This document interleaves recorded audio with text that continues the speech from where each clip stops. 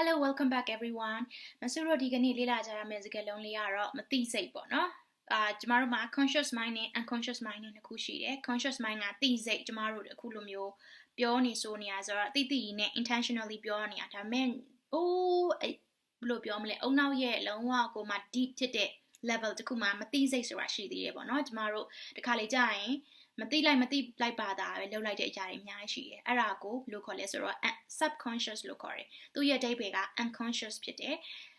အဓိပ္ပာယ်ကတော့မသိစိတ်ပေါ့နော် subconscious ဆိုတာတော့ adjective ဖြစ်တယ်ပေါ့နော်မသိစိတ်နဲ့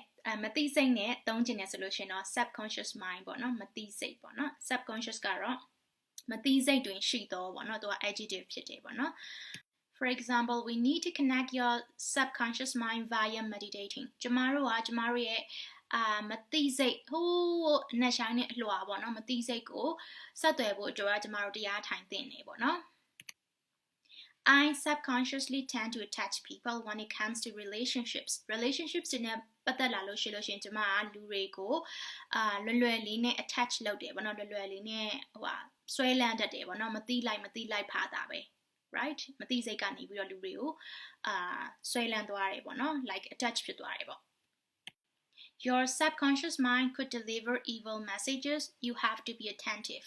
သင်ရဲ့ဒီမသိစိတ်ကနေပြီးတော့ရုပ်မာပြီးတော့စိတ်ရုပ်စိတ်ညံရှိတဲ့ message တွေကိုပို့ပေးတတ်တယ်။အဲ့ဒါကြောင့်မို့လို့အမြဲတမ်းသတိရှိပါအမြဲတမ်း attentive ဖြစ်ပါပေါ့နော် attention ပေးပါပေါ့နော်။အဲ့ဒီတော့ကျမတို့က subconscious ဆိုတဲ့စကားလုံးလေးရဲ့အဓိပ္ပာယ်နဲ့အသုံးပြုပုံကိုလေ့လာခဲ့ပြီးသွားပြီဆိုတော့အခု exercise လုပ်မယ်နော်အခုကျမပေးထားတဲ့စာကြောင်းလေးကို English လို့ဘာသာပြန်ပြီးတော့အောက်မှာ comment မှာရေးပြီးเนาะစာကြောင်းလေးကတော့ကျမတို့ရဲ့မသိစိတ်ဟာစိတ်တန်ရာတွေကိုသယ်ဆောင်လာတတ်ပါတယ်တဲ့အဲဒီတော့ကျမတို့ရဲ့မသိစိတ်ကိုဘယ်လိုပြောမလဲဆိုတော့ our unconscious mind လို့ပြောမယ်စိတ်တန်ရာကို trauma လို့ပြောမယ်အဲဒီတော့စာကြောင်းလေးကိုရေးသွားအောင်เนาะဒါပဲเนาะတတာ